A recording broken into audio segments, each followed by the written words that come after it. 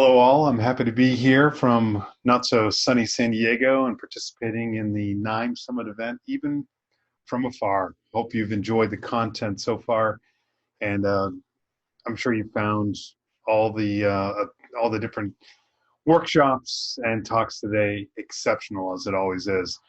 My topic is focusing on the task. How do you get your models to speak the language of the business? And I want to give a very specific use case, have a specific use case here with customer value models. But the core idea is to how to tune the models or how to push the models in the direction of doing something that is useful for the business. Because after all, the predictive models that we build, the goal is to use them. We want them to be used, and we want the business or your organization to benefit from the models. I usually use something like this. This process model is called CRISP-DM. CRISP-DM is the cross-industry standard process model for data science. It's been around since 1996. Anybody who's heard me speak know I use this framework. And it's not because it's the only one out there, but because it's a documented one and it's a useful one. I'm going to focus, though, on the business understanding part. So the very first stage of the process and these different steps in CRISP-DM, or what I'm rebranding as CRISP-DS for data science here. The first step is to define the business objectives, and part of that is looking at those business objectives and translating them into a data mining or a data science framework. Because almost always what the business is interested in is not immediately doable in a data science context. Because of course, when we're thinking of data science algorithms and machine learning, what are we thinking about? We're thinking of regression or decision trees or neural networks or deep learning or some other algorithm. And what the business is interested in doesn't always translate directly. And especially, and this will be the main point later in this talk, is the criteria for success. How can you determine what a good model is? And that is such a critical part of the process. We need to make sure we get this right. And I want to give some examples of that, but obviously we need to agree. So when I'm going back to this slide and looking at the success criteria, if we can't get these two to sync up right, then there's a mismatch, and data science or machine learning projects often fail because the data scientists build very accurate, interesting, good models that solve irrelevant problems or don't match up with what the business is interested in. So we need that kind of agreement. Oh yeah, I really shouldn't do it this way. In the era of coronavirus and social distancing, we should agree in this kind of way. Okay, let me give you a couple examples. Here, this is a competition from many years ago, the PA KDD Cup, which is very similar to the KDD Cup or Kaggle competitions.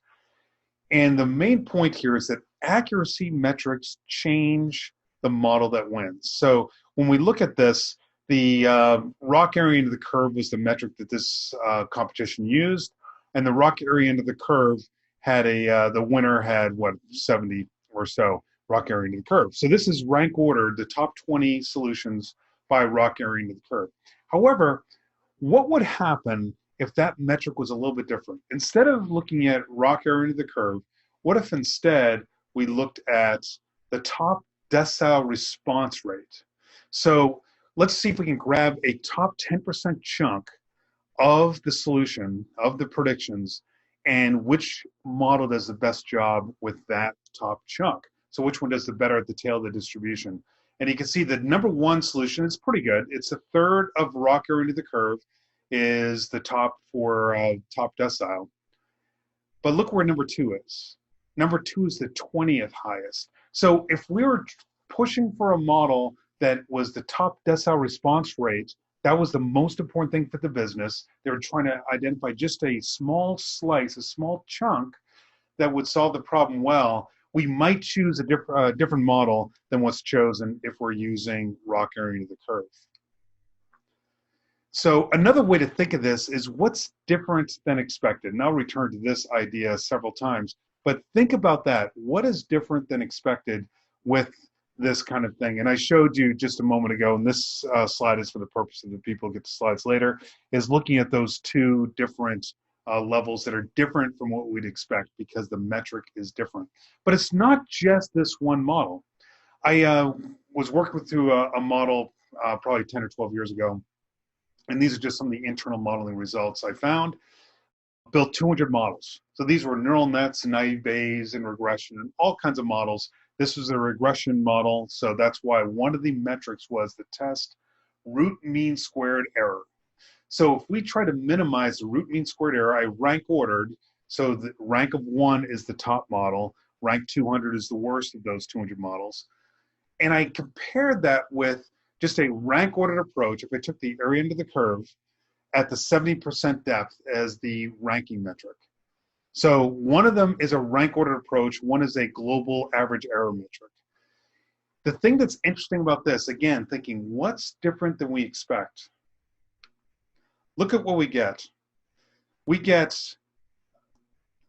over here, the top rock area under the curve at the 70% depth has solutions that are between 50 and 100 with the test RMS rank. Or conversely, we have the top test RMS error ones. We have some models that are the best model actually for the rock area of the curve is out here. So there's a difference between the way the models are interpreting the best. Now, those of you who are more astute will be thinking about it in this way. Number one, look at that correlation. This is almost random. There's almost zero correlation between these two scores. So the question is why? Why would those differences be so strong?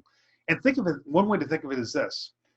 A rank ordered metric like area under the curve or lift or gains is taking the highest score to the bottom score.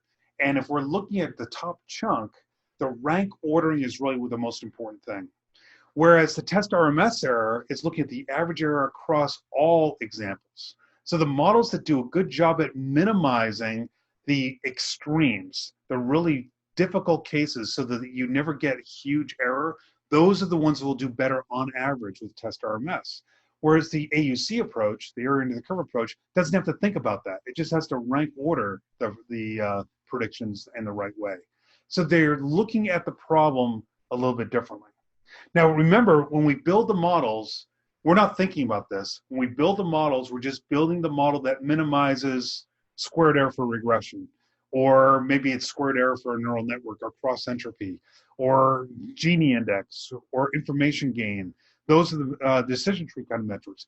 They're not thinking in these terms. We almost always have to take the modeling accuracy metric, translate it into some other metric that serves our purposes, maybe it's rock area under the curve, and then communicate that to the business. And it could be that what we communicate to the business isn't related to rock area under the curve at all. In fact, most of the time when I'm speaking to stakeholders, I'm never getting to the point where I'm saying, you know what, this model has an R squared of 0.5 or 0.55. It's really, really good. And the business stakeholder will look at me, eyes glazed over, and say, I don't really care. Just how much money does it make? So we need to come up with a good match between the modeling metrics and the business metrics, and which metric we choose could strongly dictate how accurate the models are. If you pick the wrong metric, your models may not do nearly as well as you'd hope they do. So let's look at a particular use case. And I'll walk through this process, again, thinking about how do we solve the problem from the perspective of the business. And this is a customer value modeling problem. Now, how do marketers view customer lifetime value? Though I laugh a little bit when I see lifetime value because a lot of times that's what the business says they're interested in. How much value will Dean provide this particular brand over his lifetime with the brand? However, try to predict out 10 years in the future, 15, 20 years in the future. Well, hopefully I'll live another 15 or 20 years. If I do live that long, try to predict out how much I bring to that particular brand is really not what they're interested in. What they're most interested in is what is my value in some near term, some maybe 30 days, 60 days, a year, 2 years, some time horizon that they're looking at the value that I'm bringing to the brand. So MarTech series, you'll see this all the time with MarTech. There's an interesting Harvard Business Review article on how valuable your customers are. where it's really getting at things like the profit of a customer. We want to know things like what's the present value of all future streams of profits. So based on what we know about Dean right now, how much profit will he generate? How much value or revenue will he generate? Will I generate in the near future over my lifetime, or certainly within the next chunk period of time? Now, here's a thought experiment, though. Almost always, when you see customer value models built, they're focused on transactions, how somebody spends money with the brand. So here's the thought experiment. Which shopper do you expect to have a higher value? Shopper one purchase every 2 months, AOV of $150, lifetime value $1,500, or shopper two, who looks identical? But when we layer in a few other pieces of information, shopper one, no visits since the last purchase 6 weeks ago. Shopper two, 10 visits in the past week, including 22 product detail pages, and 2 products were carded. Now, I know I'm tipping the scales here, of course. Shopper two, you'd expect to have higher value. But that requires collecting the data that's needed to contextualize what that shopper intent is. It's not just the transactions, it's their behavior, their near-term behavior, even if it hasn't resulted in a transaction, that will guide us in trying to predict what my value would be in the coming future. Now, why would we use a machine learning approach? In other talks I've done on this topic, I've gone more deeply into the parametric modeling approaches, statistical approaches, assuming particular kinds of distributions that people use for customer value models, which are really quite good. I enjoy them. I think they're very powerful, but they are limited. And one reason why machine learning researchers like me might choose a non-parametric machine learning approach is because, first of all, we're not constrained to the assumed distributions, Poisson or some kind of exponential function. And we're not constrained to just transactional inputs. So we've got more flexibility. Also, it means we can customize the target variable. We can look at the target variable in ways that we wouldn't normally look at it with some of these parametric approaches. I'm going to dive into that in a little more detail in a couple minutes. Now, when you're building this out in Knime, what would a Knime talk be without showing a Knime workflow? So here is the general flow that we're trying to accomplish here: loading up data, doing our usual data prep, doing some kind of sampling, building our models, and then assessing those models. And in this case, I did for classification and regression. I'm going to explain why there's 2 different approaches to this in a moment. So here we go.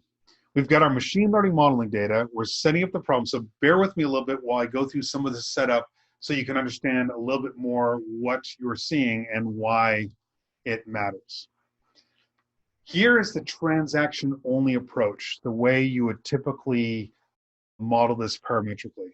This chart is showing the number of lifetime transactions and the number of customers that have this number of lifetime transactions. And as is the case with any of these kinds of models, most shoppers are not interesting. We're going to see this come up again, and this can cause a lot of problems numerically with predictive modeling approaches.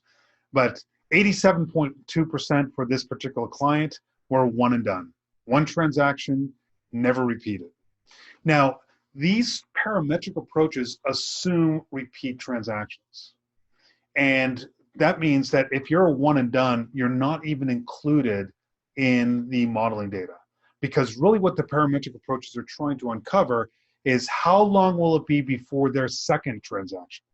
And then you can predict that and predict the third and fourth and all subsequent transactions.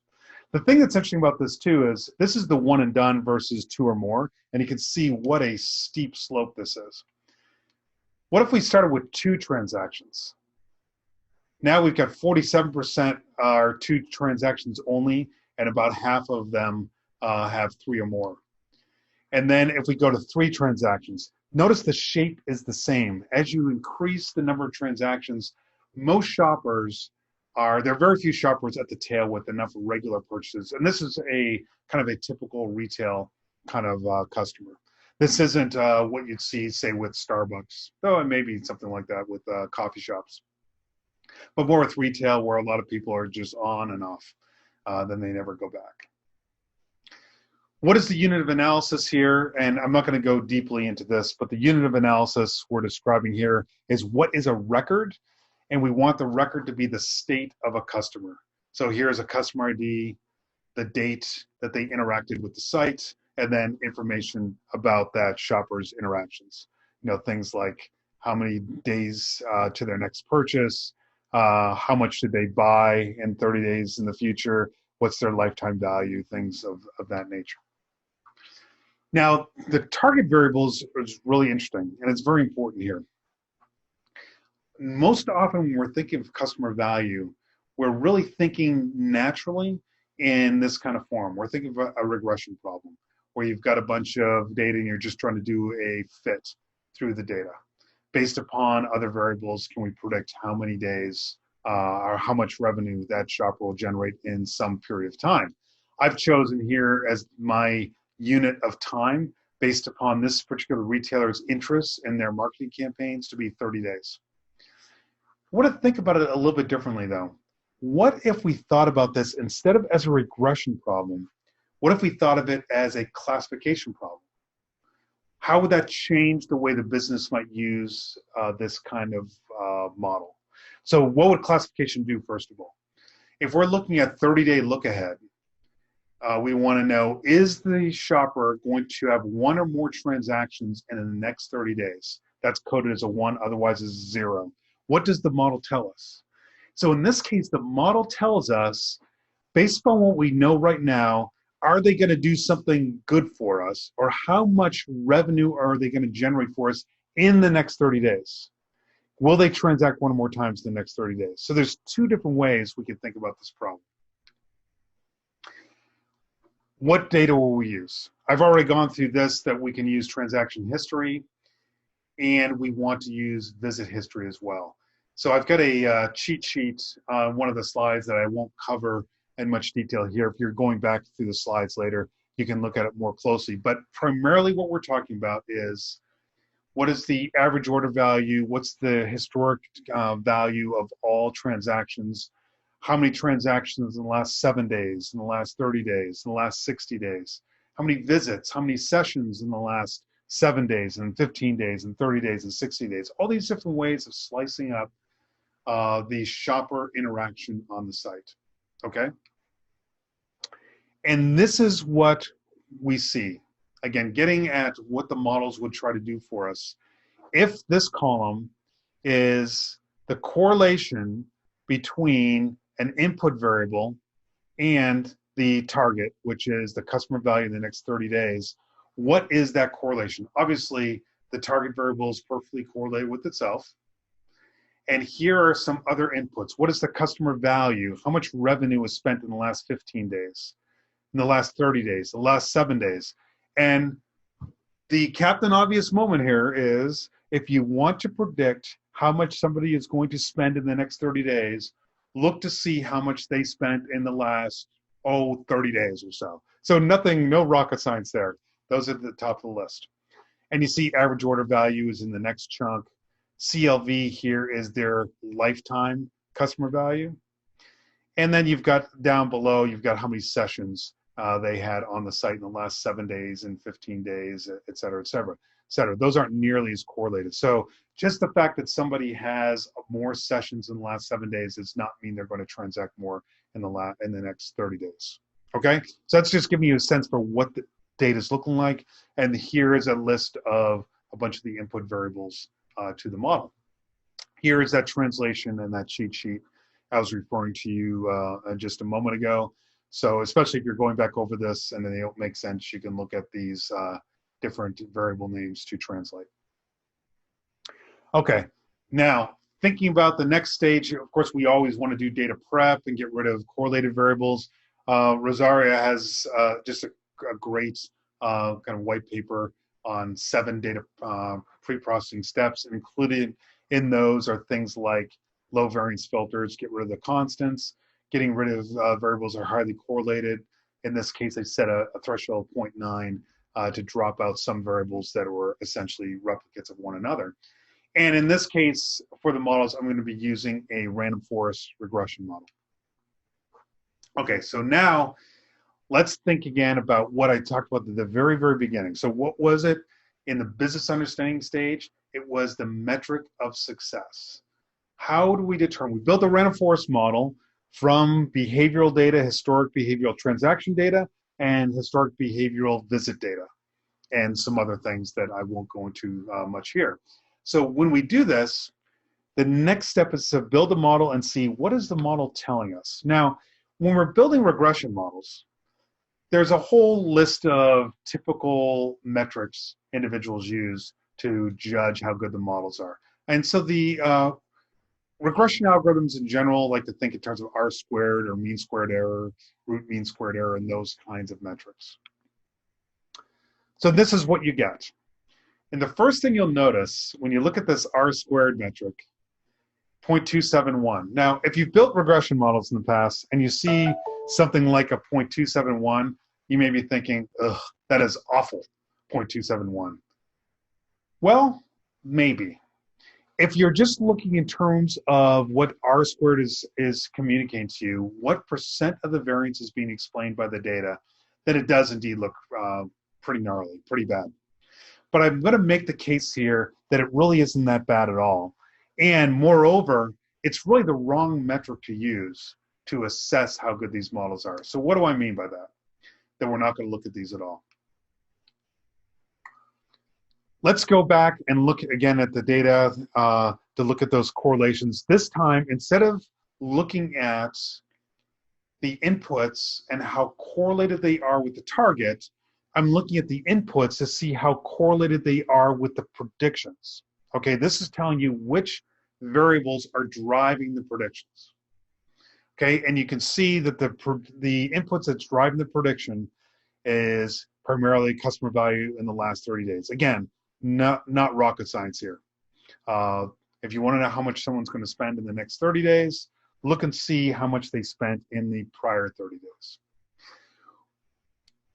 One of the things that's interesting here too, the target variable I threw here just to see how it looked, and it's correlation 0.544 with the predicted values. So that tells you about how correlated the results are. And when I go back to here,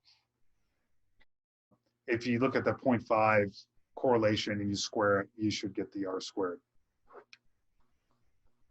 However, if I also use visit data in the mix, we get a slightly higher correlation. So this lead correlation, the correlation between the actual and the predicted, 0.544, if we include visit data, that actually bumps up the correlation a little bit. So the visit data, even though it didn't look like it was driving a lot of information, it is doing something for us and something significant, okay? And this is showing from a raw curve perspective if we were to use something like this, the raw curve for purchase data only and the raw curve for purchase plus visit data. So it's doing something very interesting, even though when we first did the correlations, those correlations of visit data was like 0.17, 0.18. It didn't look like it was very good on its own, but apparently in combination with all the other behavioral information, it helps us quite a lot. Okay, so that's what the models look like, but I already said I'm not using R squared here. I'm not planning on using R squared to communicate to the stakeholders what this model is going to do for us. So what should we use to assess the model? So let's think about first things first.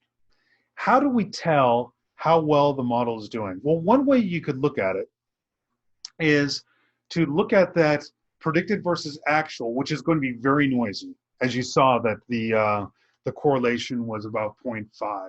The R squared is 0.27.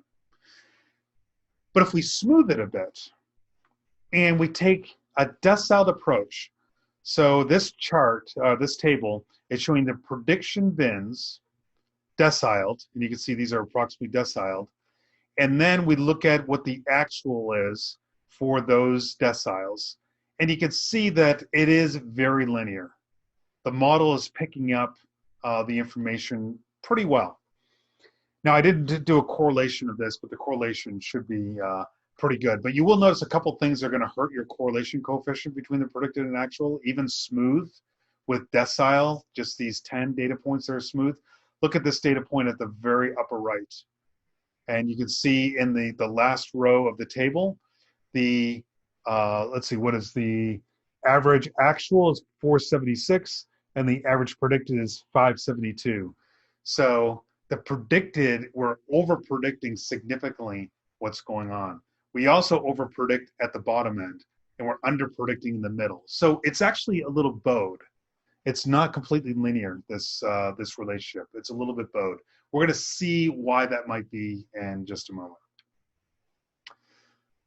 Here's another way to think about this, though.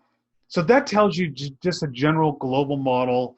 It tells you on average how things are, how the model's behaving. But how would the stakeholders actually use this? Are the stakeholders going to contact everyone on the list? And the answer is probably not. How might they be thinking about it? So let's think about this in a different way. And I really like this kind of crosstab approach. First thing we'll notice is this.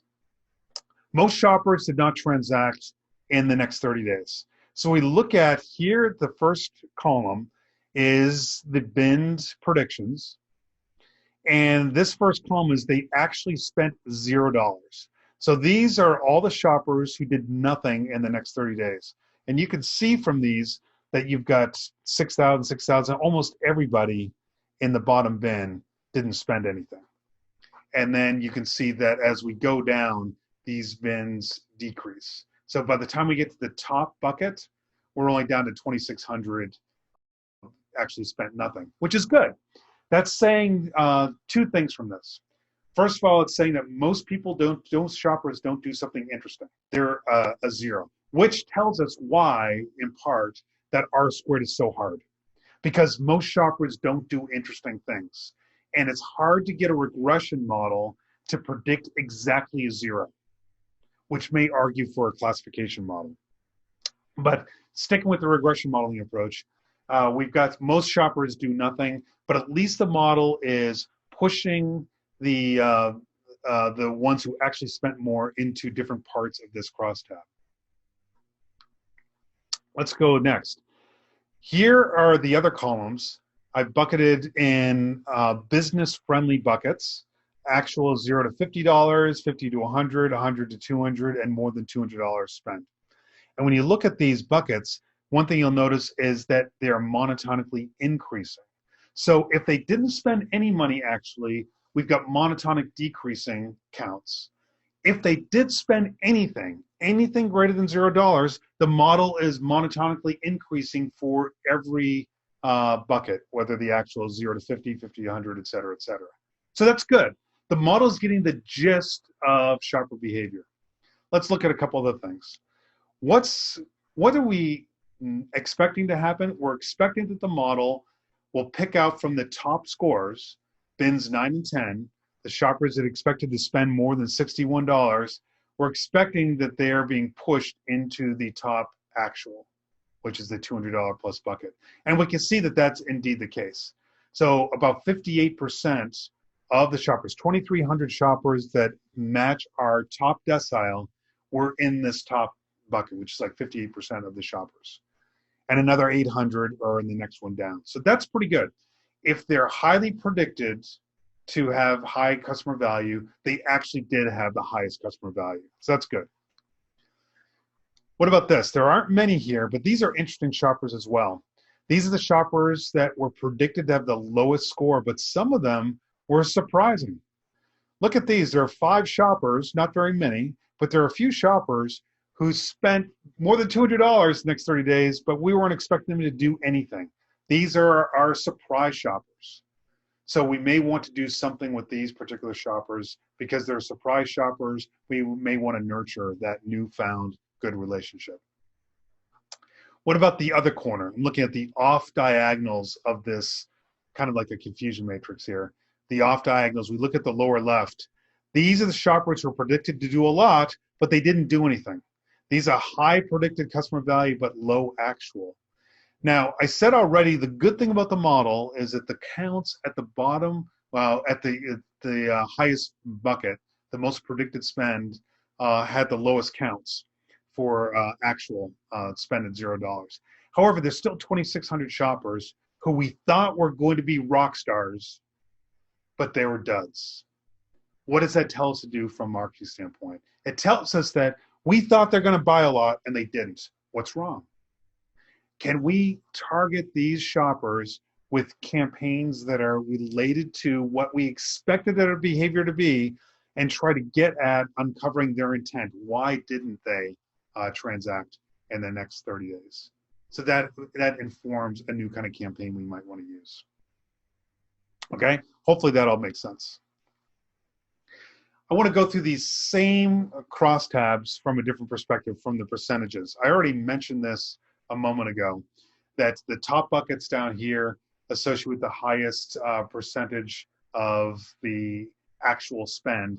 And we can see the model actually does a good job. 78% of those shoppers who actually spent more than $200 fell into our top two buckets. That's pretty good. So 20% of the population, top two prediction buckets, had almost 80%, 4 times the population of their actual spend. So that's pretty good. On this side, we can see that what's this, 20 plus 28 plus 20, so 60, 69, almost 70% of those in the $0 to $50 bucket were predicted to have that top value. So those are people who, shoppers who behaved unexpectedly. And that would be a good population to look at to understand why they behaved differently than expected. Let me mention one other side thing about this. Now that we're looking more deeply at the crosstab and trying to understand what the model is revealing about our shoppers. I'm going to go back to the correlations in the R-squared. R-squared of 0.271. Why do models fail from an accuracy standpoint? Why do models where the prediction is a certain value, but the actual is a mismatch with the prediction, which would generate that low R-squared? What's going on there? What's going on there is this.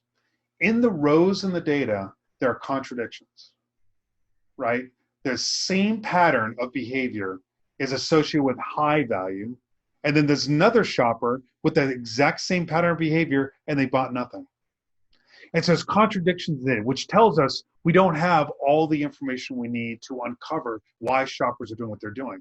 But based upon what we know, there are contradictions in the data. The more contradictions we have in the data, the lower the R-squared will be, which could inform us that we need to collect more data. We need to get more features to uncover it, what's going on. Or another way to think about this, and this is the way I like to think of it, being a glass half full kind of guy, is we look at these populations down here. These are opportunities. These are shoppers who are expected to behave in a particular way, but they're not. So they match. If you're thinking about lookalike models, which shoppers look like good shoppers? Well, these do, but they didn't act like good shoppers. So that tells us there's something maybe we should do to try to turn them from what they look like into what they actually behave like. And again, this is just looking at broader buckets of the crosstab. The general trend down here, these are highly likely to spend a lot of money, and what they actually spent with the $0, the buckets. And here's the opposite side. These are shoppers who had low expected spend but actually spent more money. So these are the surprising shoppers that maybe we want to have a nurturing kind of campaign for. Okay, so how do we use this model?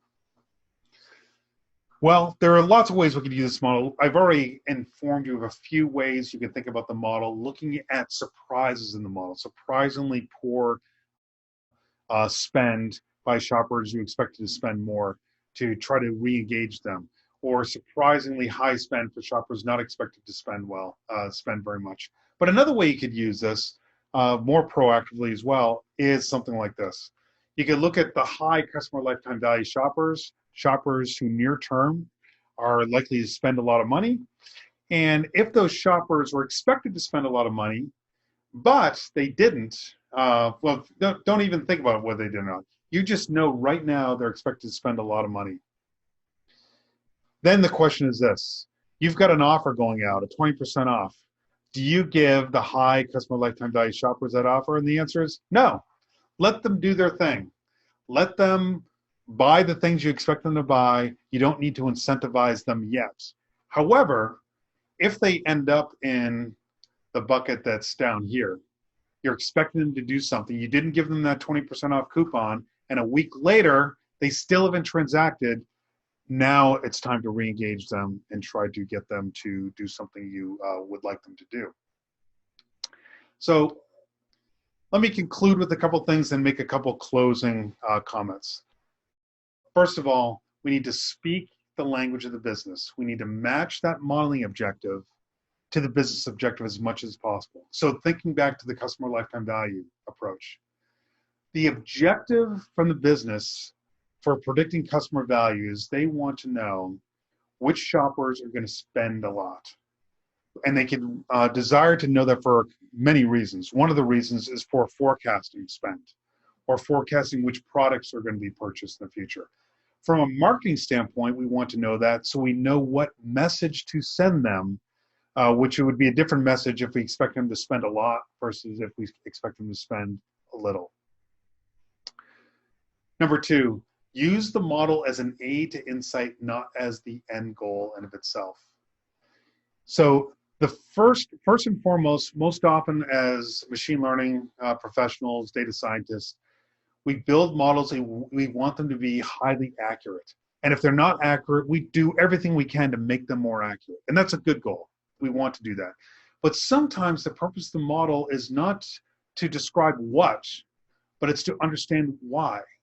So we could use the model as an aid to gain insight into the shopper behavior. And we show two ways you can uncover that from the models, this random forest model. Number one is which variables are most predictive and which ones are not as predictive. But the other way to gain insight is to see where did the model make the biggest errors? Is there something we can learn about these populations, about this population at the bottom left? High predicted value and low spend. Can we analyze that chunk of shoppers and find some commonalities with those shoppers? Like do a cluster analysis or do another predictive analysis of that bucket to understand why we may have missed them in this particular model. Also consider the sensitivities here. How much influence the changes to inputs might have. Now, this is outside the scope of what I covered here right now, but another thing we might want to do when we look at those important inputs is to see which inputs are the most important, yes, but which ones, when we change, will have the most impact on the model itself, on the model scores. And that's a slightly different question than just which ones are more important. Okay, I think I've come about to the end of this talk. I think there'll be a chance to ask questions, do a little Q&A. Thank you for paying attention in this difficult kind of format. I know it's hard to stare at a screen for 40 minutes. Hopefully you found this useful, and I'm happy to answer any questions you might have at this time.